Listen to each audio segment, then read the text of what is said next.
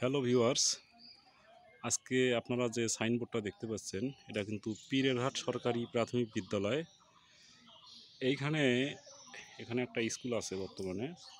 আর এই যে পীরেরহাটের কথা আপনারা শুনতেছেন, এই পীরেরহাটে কিন্তু এই পীরেরহাট কথাটার অর্থই হচ্ছে যে এখানে পীরের হাট, মানে এখানে 41টা পীরের সমাগমে কিন্তু এই এলাকাটা মানে পীরের হাট নামে পরিচিত হয়েছিল এক সময়। তো জানি না এটা কতদিন থেকে এটা এই পীরের হাট এই জায়গাটা পরিচিতি লাভ করেছে। তো এখানে কিন্তু বেশ কয়েকটা মাজার আছে, পীরের মাজার আছে এখানে। 41টা পীরের সমন্বয়ে কিন্তু এই এলাকাটা এই পীরের হাট নামে কিন্তু পরিচিত। এই সামনে যে দেখতে পাচ্ছেন ওখানেও কিন্তু একটা পীরের মাজার আছে। আর এখানে কিন্তু একটা স্কুল দেখতে পাচ্ছেন, ওই পাশেও কিন্তু বেশ কয়েকটা মাজার কিন্তু আমি দেখতে পাচ্ছি। বেশ কিছু কিন্তু পুরানো পুরানো বটের গাছ কিন্তু এখানে আছে। তো এলাকাটা খুব এখন বর্তমানে জনমানব শূন্য হলেও বৎসরের প্রত্যেক বৈশাখ মাসের বৈশাখ অথবা চৈত্র মাসের কিন্তু 3 তারিখ 4 তারিখে কিন্তু এখানে এই মেলা কিন্তু এখানে অনুষ্ঠিত হয়। আর এই মেলায় কিন্তু অনেক দূর দূরান্তর জেলাগুলো থেকে কিন্তু বিভিন্ন ধরনের মাছ ব্যবসায়ীরা কিন্তু এখানে মাছ নিয়ে আসে। এখানে সবচেয়ে মূল আকর্ষণ যেটা ছিল সেটা হলো মাছের বাজার। এখানে অনেক বড় বড় মাছ কিন্তু এখানে পাওয়া যায়। 3 মণ 4 মণ ওজনের মাছও কিন্তু এখানে পাওয়া যায়। আর একটা মাছ 25,000 30,000 টাকা পর্যন্ত দাম কিন্তু হয়ে থাকে। আর এখানে যে একটা পুকুর দেখতে পাচ্ছেন, এই পুকুরের ব্যাপারে আমি যে তথ্যটা এখানকার স্থানীয় লোকের মাধ্যমে শুনতে পেলাম, এই পুকুরের পানি এখন যে দেখতে পাচ্ছেন এটা এই মেলার দিন কিন্তু এই পুকুরের পানি কিন্তু অর্ধেক হয়ে যায়, অর্ধেক এমনকি পানি শুকিয়ে যায়। তো এটা শুকানোর মূল কারণটা হচ্ছে এলাকায় যারা আসে বিভিন্ন ক্ষেত্র বিশেষে বিভিন্ন রোগবালাই নিরাময়ের জন্য তারা এই পুকুরের পানি বোতলে ভরে তারা নিয়ে যায়, এখান থেকে পানি পান করে। এই পানি পান করলে নাকি তাদের অনেক রোগ আরোগ্য হয়, বিভিন্ন ধরনের সমস্যা তাদের সমাধানের একটা পথ এই পানির মাধ্যমে হয়ে থাকে।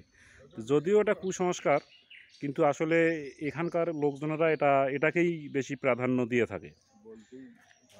তো যাই হোক, আমি একটু দেখালাম আপনাদেরকে। এখন জনমানব শূন্য কিন্তু একবারে, কিন্তু পাশাপাশি বেশ কয়েকটা দোকান আছে এখানে। দোকানে তো এই দোকানে কিন্তু অনেক লোকজন কিন্তু এখানে বসে চায়ের আড্ডা দেয় বর্তমানে।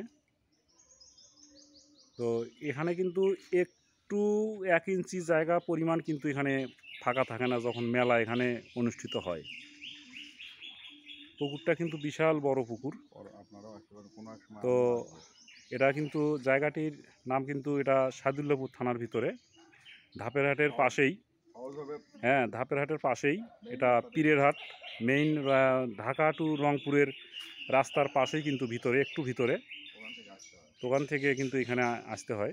পীরের হাট বললেই কিন্তু লোকজনেরা চিনিয়ে দেবে। তো তেমনই একজন এই মেলায় কিন্তু এসেছিলেন এক সময়। তো ও আসলে কি দেখলো আমি সেই বিষয়ে কিন্তু ওর সঙ্গে একটু কথা বলবো। ও মেলায় কিন্তু এখানে এসেছিল মাছ নেওয়ার জন্য নাকি এসেছিল, তো আমি শুনি দেখি আসলে কি। আসসালামু আলাইকুম। ওয়ালাইকুম আসসালাম। আমি আসছিলাম এই মেলায় আসার পর দেখলাম যে কানায় কানায় পূর্ণ সেই ঐতিহ্যবাহী মেলা। এখানে এসে আমি একটা বড় মাছ কিনলাম। মাছটার দাম প্রায় 5,800 টাকা নিয়েছিল আর কি সেই মানে সময়। কত কেজি ওজন হবে আনুমানিক? প্রায় অনেক আগে, তো প্রায় 7-8 বছর আগে। 7-8 বছর আগে? জি, 7-8 বছর আগে। মাছটা আনুমানিক 8 কেজির মতো হবে, 8 8-10 কেজির কেজি। মতো হবে। তো মাছটা অনেক যাই হোক, সুস্বাদু ছিল। কি মাছ ছিল সেটা? এটা কাতলা মাছ ছিল, কাতলা কাতলা। মাছ। তার থেকে অনেক বড় মাছও তো ছিল অনেক মনে বল হয়। ছিল, কাতলা, রুই, তারপর তো বিশাল বিশাল মাছ। তো এখানে যে পীরের যে সমাগমটা, মানে এখানে কি কয়টা পীরের সমন্বয়ে এই এলাকাটা? 41টা পীরের কথা 41টা পীরের কথিত কথাই আছে। জি শুনেছেন। জি। তো এখন কি সেই পীরের কোনো বংশধররা এখানে আছে কি না? ওটা নেবে আমি বলতে পারবো না সঠিকভাবে। আচ্ছা আচ্ছা, বুঝতে পারছি। আমার যাই হোক, জানা নেই। এখানে অনেক পীরের সমাগম ছিল। পীরের বংশধররা এখনও বর্তমানে আছে কি না এটা উনি জানেন না। এই যে পাশেই পুকুর। এই পুকুরের পানি খেয়েই অনেকের রোগ আরোগ্য হয়। তো এটা যদিও কুসংস্কার, তা আসলে যেটা এলাকার লোকজনেরা মানে সেটাই কিন্তু আমি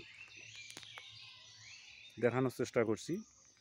পুকুরের পানি কিন্তু ঘোলা, তারপরেও কিন্তু এই পুকুরের পানির উপর অনেকেই নির্ভরশীল রোগ আরোগ্যের জন্য। এখন অনেকের নাকি এটা খেয়ে নাকি ওই সময় পানিই থাকে না। মানে পানি সব- আরোগ্য হয়ে গিয়েছে। পানি একদম মানে শুকিয়ে যায়, মানে কেউ কলসি করে নেয়, কেউ বোতলে ভরে নেয়। অনেক সময় পানি নিজে খেয়েও আবার বাড়ির জন্য নিয়ে যায়। তো ঠিক আছে, আপনারা যদি এই আমিও আসবো। মেলার সময় যদি কখনো আসেন তাহলে আসতে পারবেন। আমি অবশ্যই চেষ্টা করব এই মেলা যখন বসে তখন আমি আসবো ইনশাল্লাহ। তো এই আপনাদেরও সময়ের অপেক্ষা।